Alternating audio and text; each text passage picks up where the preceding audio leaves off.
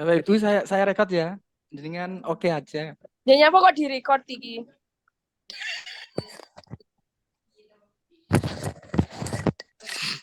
Terus lagu jelasin piye? Halo, ya. Soalnya karena tugasnya yaitu hasil hasil rekamannya ini. Nggih. Nggih. Saya Sebentar.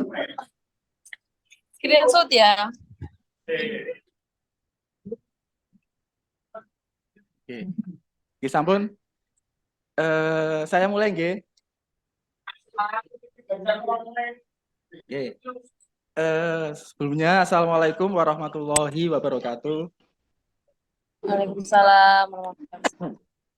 Eh, Sebelumnya saya ucapkan terima kasih atas kehadiran Bapak Ibu semuanya di acara virtual Zoom yang saya adakan ini. Acara ini bertujuan untuk mendesiminasikan konsep budaya positif yang telah saya pelajari di dalam pendidikan guru penggerak. Nanti ada namanya konsep keyakinan kelas dan konsep restitusi yang akan sampaikan beserta ada praktik baiknya berupa video yang akan saya sampaikan di sini. Eh, Sebelumnya Bapak Ibu gimana kabarnya? Bu Je? Sehat nggih? Sehat, Pak. Alhamdulillah. Bu Intan, Ya, walaupun tambah gimana tua tetap sehat ini. kabar untuk siang hari ini? Sehat nggih? Sehat, alhamdulillah. Bu Is, sehat nggih? Alhamdulillah. Alhamdulillah Bu Wit, sehat. sehat nggih? Alhamdulillah. Pak Wahyu, Alhamdulillah sehat. Wahyu today, sehat nggih? Alhamdulillah. Birma keluar nggih? Enggak ada ini. Oke, mungkin Ada ini, saya di sini. ada nggih? Ya. Birma, kabarnya hari ini gimana? Panas? Alhamdulillah sehat, Pak. Walaupun panas. Alhamdulillah. Ya. Oke. Sekali lagi saya ucapkan untuk Bapak Ibu semuanya terima kasih atas kehadirannya di ruang virtual ini. Langsung saja saya akan menyampaikan materi tentang budaya positif di sekolah. Saya izin untuk share screen Bapak Ibu.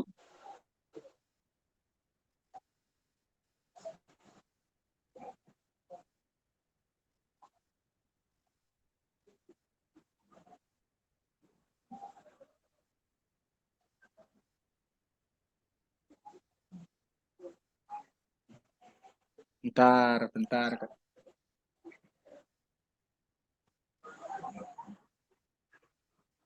Bentar, saya ulangi dulu. Enggak bisa.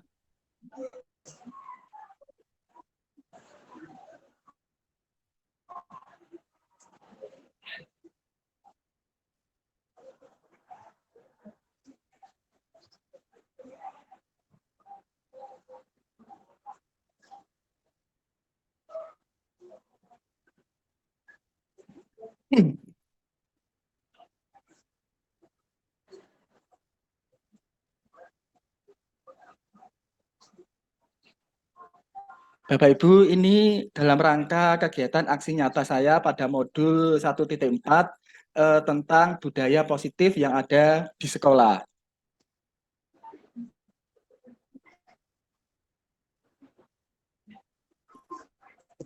Nah, tujuan dari kegiatan ini yang pertama adalah saya sebagai CGP itu dapat menyampaikan pembelajaran tentang penerapan konsep inti dari modul budaya positif serta pemahaman mereka mengenai konsep inti dalam modul budaya positif.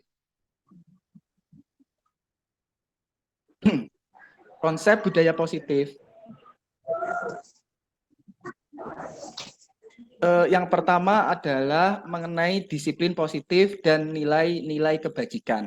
Bapak Ibu, dalam rangka mewujudkan budaya positif di sekolah, maka perlu dibentuk suatu lingkungan yang positif. Ya, lingkungan yang positif itu bisa tercapai bila adanya konsep disiplin positif yang ada di sekolah. Dalam budaya kita, makna disiplin itu adalah suatu kepatuhan seseorang terhadap suatu aturan yang ada di sekolah. Itu konsep disiplin dalam budaya kita. Tetapi secara arti, secara konsep itu kurang tepat, Bapak Ibu. Ternyata Bapak kita yaitu Ki Hajar Dewantara itu mendefinisikan disiplin itu merupakan suatu disiplin diri, yaitu yang memiliki motivasi internal dan juga memiliki motivasi internal atau eksternal, maka kita memerlukan pihak lain untuk mendisiplinkan diri. Kemudian ahli konsep psikologi yaitu Diana Gosen itu mengartikan disiplin itu sebagai bentuk kontrol diri.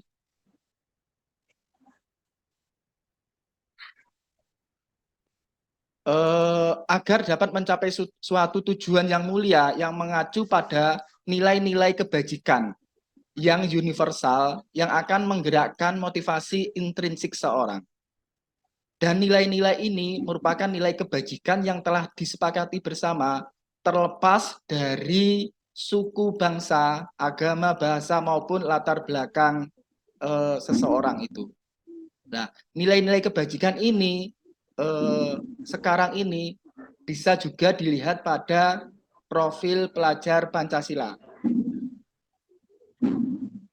Jadi Bapak Ibu, konsep disiplin diri itu arti sesungguhnya itu merupakan suatu bentuk kontrol diri untuk kita mau belajar. Bukan suatu kepatuhan terhadap aturan. Orang yang taat pada aturan itu bukan pengertian dari disiplin. Ya. Jadi makna sebenarnya disiplin itu adalah suatu bentuk kontrol diri untuk mau belajar. Disiplin itu ya belajar, gitu. Bukan suatu ketaatan atau patuh terhadap suatu aturan yang ada di suatu lingkungan. Selanjutnya ada 3 motivasi yang menggerakkan manusia. Yang pertama menghindari hukuman. Motivasi yang kedua adalah untuk mendapatkan penghargaan. Motivasi yang ketiga yaitu untuk menghargai diri sendiri dengan nilai-nilai yang mereka yakini atau nilai-nilai yang kita yakini. Nah, motivasi perilaku manusia itu ada 2, yaitu intrinsik maupun ekstrinsik. Sehingga diharapkan kita sebagai pendidik itu agar mampu menggerakkan murid kita itu berperilaku secara intrinsik, yaitu untuk menghargai diri sendiri dengan nilai-nilai yang sudah mereka percayai. Kemudian ada istilah penghargaan maupun hukuman. Penghargaan maupun hukuman itu adalah cara-cara mengontrol perilaku seseorang yang menghancurkan potensi pembelajaran yang sesungguhnya. Sehingga tindakan memberikan penghargaan itu nilainya itu sama dengan menghukum seseorang. Penghargaan itu sama dengan menghukum seseorang. Oleh karena itu, yang paling baik adalah kita bisa mengontrol dengan cara melakukan restitusi. Apa sih restitusi itu? Restitusi yaitu proses kolaboratif yang mengajarkan murid untuk mencari solusi dari suatu masalah. Ada masalah pada murid, maka murid sendiri yang akan mencari solusinya. Kita sebagai guru memiliki tugas dan tanggung jawab adalah sebagai seorang penuntun, pendamping, fasilitator saja.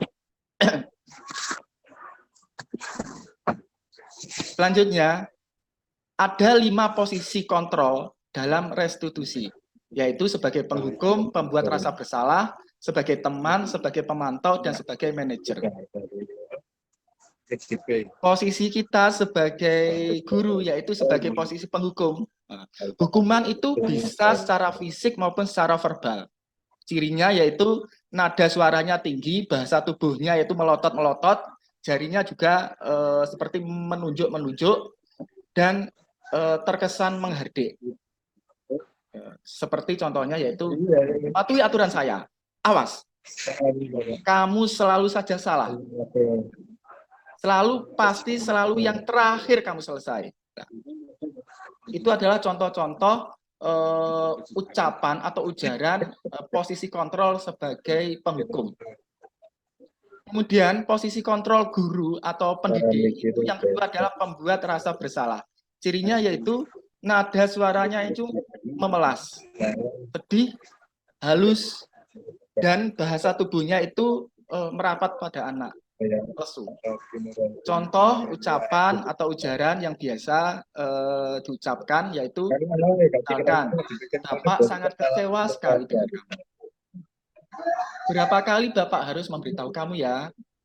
Gimana coba? Kalau orang tua kamu tahu kamu berbuat begini. Seperti itu. Selanjutnya, si kontrol guru. Yang ketiga, yaitu sebagai teman. Nada suaranya yaitu ramah, akrab, bercanda, bahasa tubuhnya merapat pada murid. Mata dan senyumnya itu terkesan jenaka. Ayo, bantulah Bapak. Demi Bapak ya. Ayo ingat, tidak bantuan Bapak selama ini. Ya udah, kali ini tidak apa-apa. Nanti Bapak bantu membereskan. Seperti itu ucapan yang biasa diucapkan oleh posisi kontrol guru sebagai seorang teman. Selanjutnya, posisi kontrol guru sebagai seorang pemantau.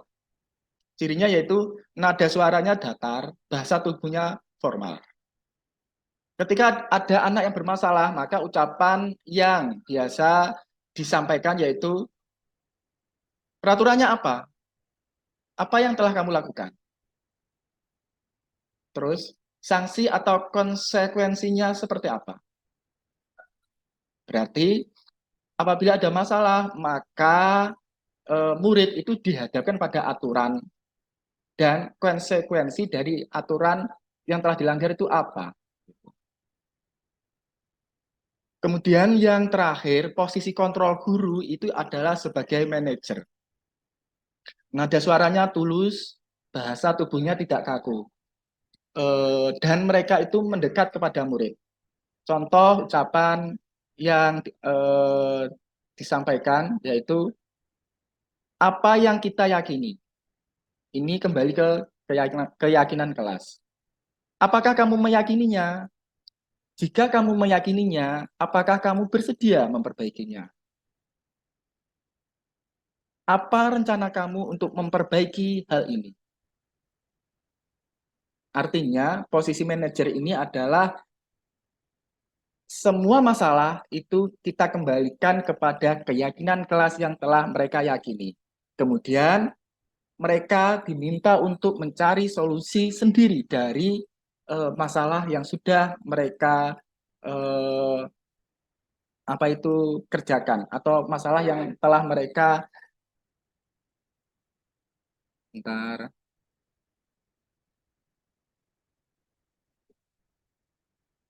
selanjutnya posisi kontrol manajer inilah yang diharapkan dalam posisi guru berbuat sesuatu bersama dengan murid.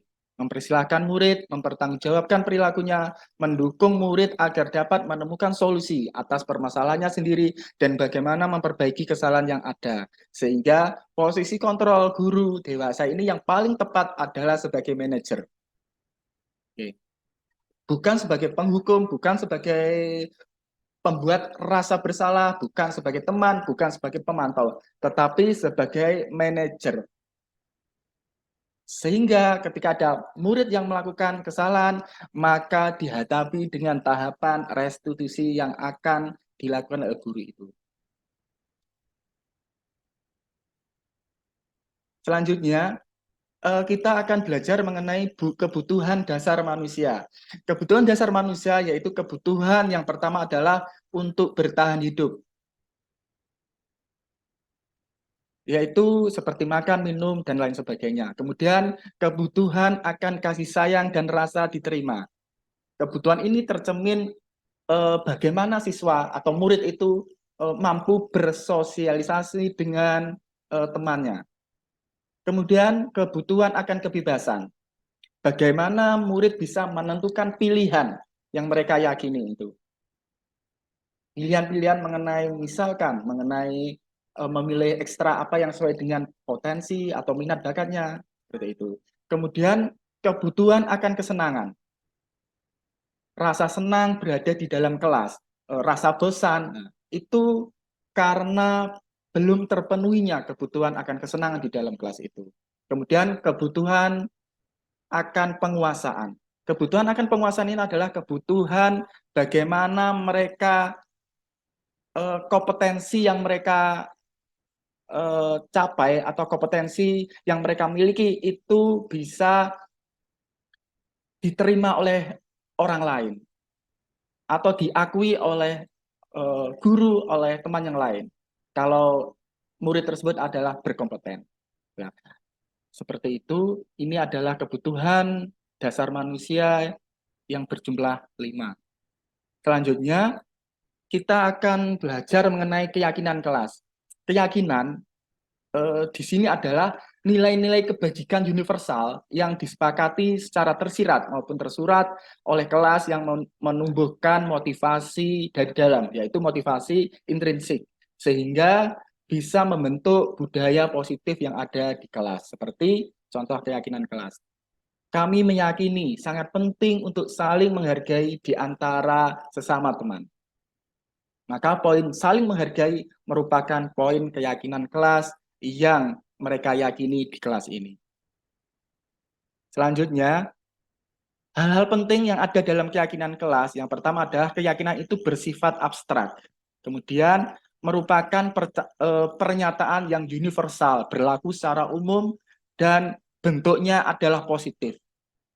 Kalimat keyakinan kelas itu tidak ada yang negatif, semuanya berbentuk positif. Kemudian jumlahnya tidak terlalu banyak, kemudian bisa diterapkan di lingkungan kelas. Selanjutnya berdasarkan hasil kesepakatan bersama dan bisa ditinjau ulang dari waktu ke waktu. Selanjutnya, untuk membuat keyakinan kelas, prosedurnya yang pertama adalah curah pendapat di antara sesama murid. Kemudian mencatat semua masukan. Selanjutnya, meninjau kembali hasil catatan-catatan. Kemudian setelah ditinjau ulang, maka semua warga kelas itu menandatangani keyakinan yang telah kita sepakati. Kemudian kita tempelkan atau letakkan di dinding kelas agar semuanya bisa setiap hari itu bisa melihat, membaca, dan melaksanakan. Itu adalah prosedur bagaimana cara membuat keyakinan kelas. Selanjutnya, yang terakhir adalah materi tentang restitusi. Tahapan restitusi yaitu adalah yang pertama menstabilkan identitas, yang kedua adalah memvalidasi tindakan yang salah, yang terakhir adalah menanyakan keyakinan.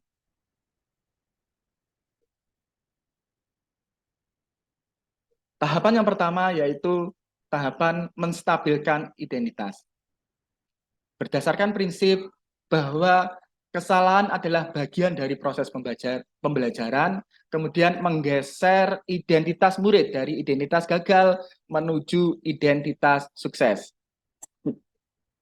Kemudian jangan kita itu mengkritik murid yang telah mengalami identitas gagal. Selanjutnya, pertanyaan-pertanyaan yang biasa diajukan dalam hal menstabilkan identitas. Yang pertama adalah bahwa kesalahan adalah sesuatu yang wajar. Kemudian manusia tidak ada yang sempurna. Kita punya keyakinan untuk bisa memperbaiki masalah ini. Kemudian ketika kita merestitusi dalam tahap menstabilkan identitas, kita tekankan bahwa kita tidak mencari siapa yang salah, tetapi kita fokus pada perbaikan kesalahan atau mencari solusi itu. Itu poin penting dari tahap menstabilkan identitas. Selanjutnya, tahap validasi tindakan yang salah. Pada tahap ini, poin pentingnya adalah kita menanyakan kepada murid apa alasan murid itu berbuat kesalahan. Nah, itu adalah inti dari validasi tindakan yang salah. Mengapa murid itu berbuat masalah atau berbuat kesalahan? Karena tentunya pasti ada satu kebutuhan mereka itu yang belum terpenuhi, sehingga mereka itu berbuat salah. Maka kita perlu menanyakan why you melakukan seperti itu. Selanjutnya, tahap terakhir adalah menanyakan keyakinan.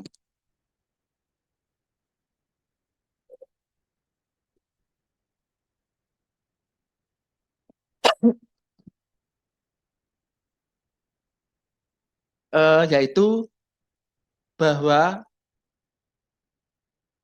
teori kontrol menyatakan bahwa pada dasarnya kita itu termotivasi secara intrinsik, yaitu motivasi yang tumbuh dari dalam diri kita sendiri. Kemudian saat perilaku telah divalidasi dan identitas sukses telah stabil, maka murid telah siap mengaitkan keyakinan dengan tindakan yang salah. Sehingga pada tahap menanyakan keyakinan, maka beberapa pertanyaan yang perlu untuk diajukan, seperti keyakinan apa yang telah kita yakini di kelas ini, kemudian nilai-nilai apa yang telah kita sepakati bersama, kemudian apa rencana selanjutnya atau tindak lanjut kamu ketika kamu berbuat masalah yang tidak sesuai dengan keyakinan yang telah kita sepakati. Seperti itu. Itu adalah tahapan dari proses restitusi ketika ada murid yang berbuat kesalahan. Sekali lagi, tahapannya yang pertama adalah kita menstabilkan identitas, yaitu kita memperjelas atau menegaskan bahwa setiap kesalahan itu adalah hal yang wajar.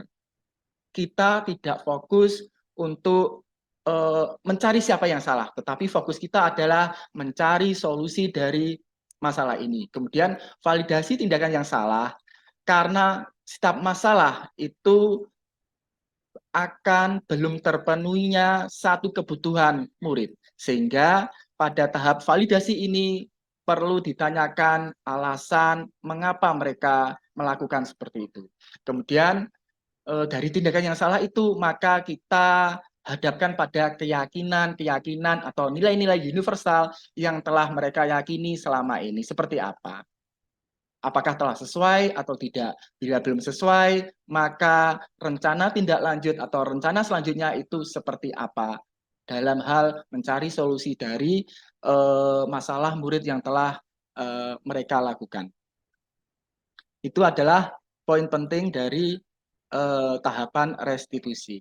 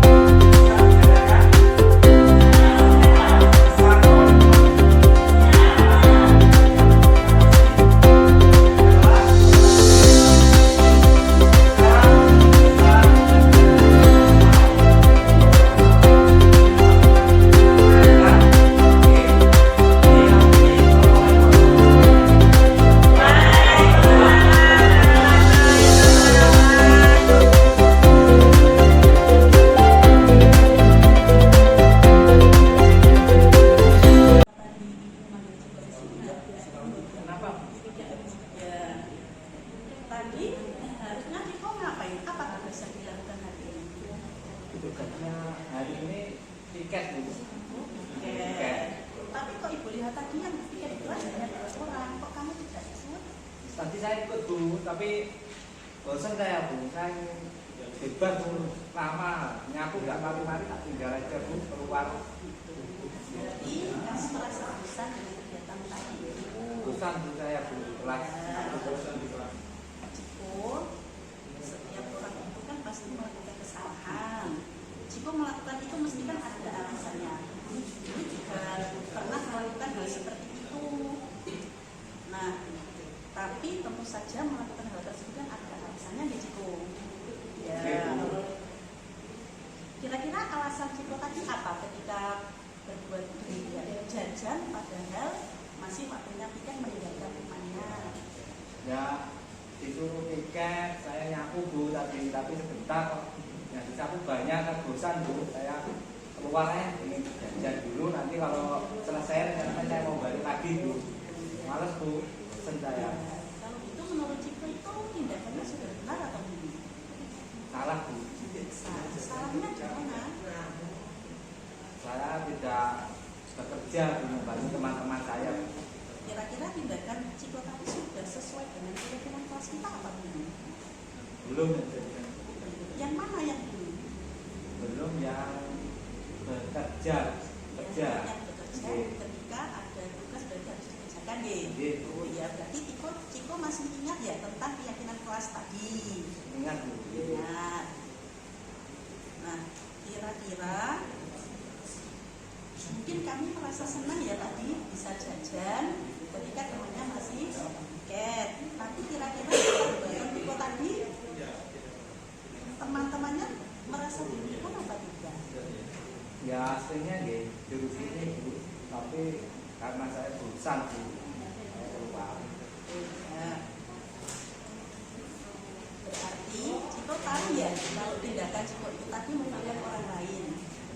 Aslinya nggih tahu Bu. Ya, baiklah. Ciko berarti Ciko itu sebenarnya sudah tahu keyakinan kelas, tahu, kemudian tahu juga bahwa tindakannya itu merugikan temannya. Oke. Kalau begitu, apakah apa keinginan Ciko untuk keyakinan kelas ini? Apakah tindakan Ciko itu termasuk tidak sesuai dengan keyakinan kelas ya? Ya, kalau begitu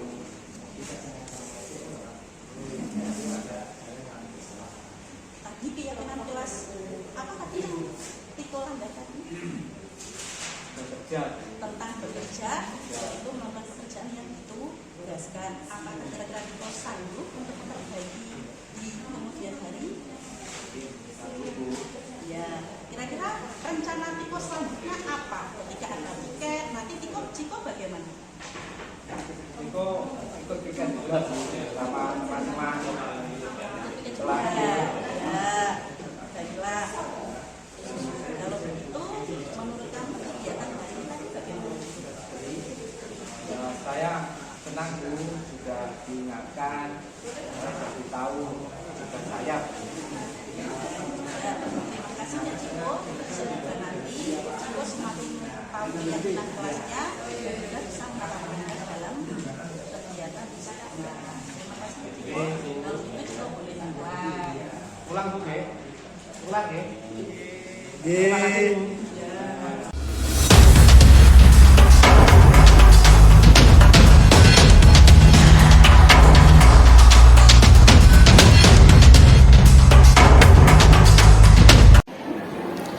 Mas Muiz, kamu tahu nggak kenapa kamu saya panggil ke sini? Saya tahu Pak, Kenapa? saya terlambat Pak. Oke, terlambat ya.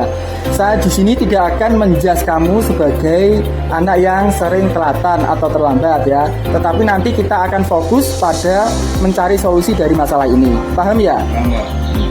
Karena setiap orang itu pasti pernah berbuat salah ya. Dan berbuat kesalahan adalah hal yang wajar. Paham ya? Paham Pak. Oke. Kamu hari ini terlambat itu kenapa? Saya bangun kesiangan Pak, Terus? dan ibu saya lupa untuk bangunin saya. Oke. Oke, bangun kesiangan dan orang di rumah atau ibunya lupa membangunkan. Oke, tahukah kamu ketika kamu terlambat nanti masuk ke kelas itu akan mengganggu pembelajaran di kelas?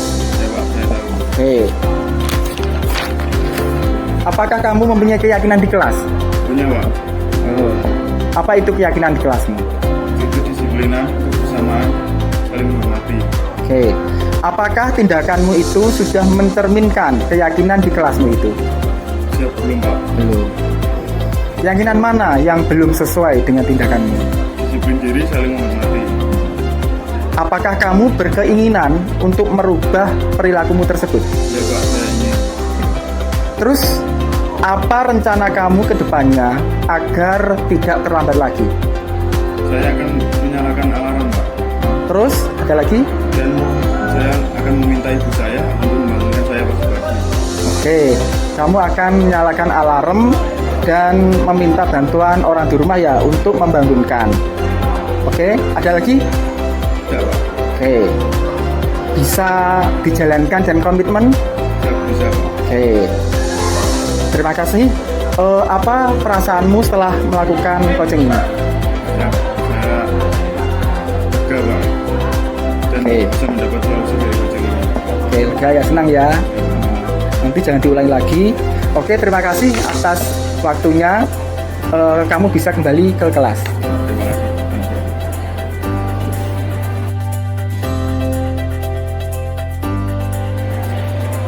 Mas Iam, kamu tahu nggak kenapa kamu saya panggil ke sini? Ya Pak, saya tahu. Kenapa? Saya tidak memakai baju sesuai jadwal Pak. Oke, sama tidak memakai baju sesuai dengan jadwal. Ya Pak. Oke ya, di sini saya tidak akan menjas kamu sebagai anak yang tidak tertib, tetapi kita nanti akan fokus pada mencari solusi dari masalah ini. Paham ya? Paham Pak. Oke, karena setiap orang pasti pernah berbuat salah, ya, dan berbuat kesalahan itu adalah hal yang wajar. Oke ya. Hari ini kamu tidak memakai seragam sesuai dengan jadwal, itu kenapa? Saya lupa, seharusnya hari ini memakai seragam khas Pak. Lupa ya? Oke, tahukah kamu ketika kamu tidak memakai seragam itu di kelas tuh akan kelihatan tidak tertib? Ya Pak, saya tahu. Oke. Apakah kamu mempunyai keyakinan di kelas? Ya Pak. Ya. Apa itu keyakinan di kelasmu? Disiplin diri, saling menghargai, dan kebersamaan. Apakah tindakanmu itu sudah mencerminkan keyakinan kelas? Siap belum Pak? Keyakinan mana yang belum sesuai dengan perilakumu itu? Disiplin diri dan kebersamaan. Apakah kamu berkeinginan untuk merubah perilakumu tersebut?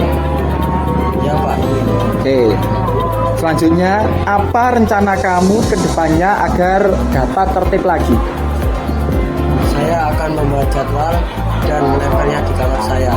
Terus selanjutnya, Dan saya akan memberitahukan jadwal ke orang tua saya. oke, ada lagi? Sudah Pak. Oke. Jadi rencanamu adalah membuat jadwal dan menempelkan di dinding ya, kemudian memberitahukan jadwal kepada orang di rumah ya. Oke.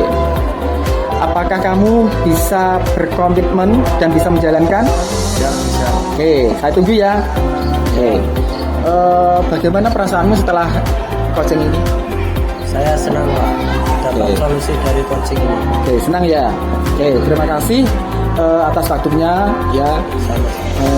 Semoga bisa diperbaiki dan kamu bisa kembali ke kelas. Terima kasih Pak. Oke.